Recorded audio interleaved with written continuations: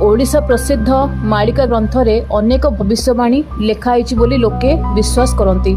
अच्युतानंद दासଙ୍କ लिखित मालिका जी पंचशाखार जड़े विज्ञ कवि थिले तांका द्वारा बहु वर्ष पूर्वर यही ग्रंथरे पृथ्वीर बड़ बड़ परिवर्तन प्राकृतिक विपर्यय और कलिजुगर घटना विषय उल्लेख अच्छी बोली कहुए। 2012 मसीहा डिसेम्बर 21 तारिख में पृथ्वी शेष हो बोली सारा विश्व में भय सृष्टि होता। कहीं कहीं यहाकू मालिकार भविष्यवाणी सह जोड़ी किंतु सतरे से दिन किछि होई नथिला। तथापि आज मालिकार अनेक रहस्यमय कथा को लोकों को आश्चर्य कराए। यही कथा को जोड़ी किछि हॉलीवुड मूवीज और ओडिया मूवीज और आल्बम मूवीज तैयारी करा जायतिला।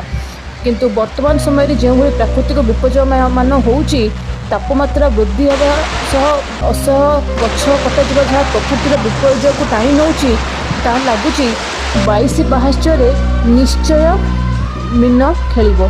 चैनल को सब्सक्राइब करेंगे।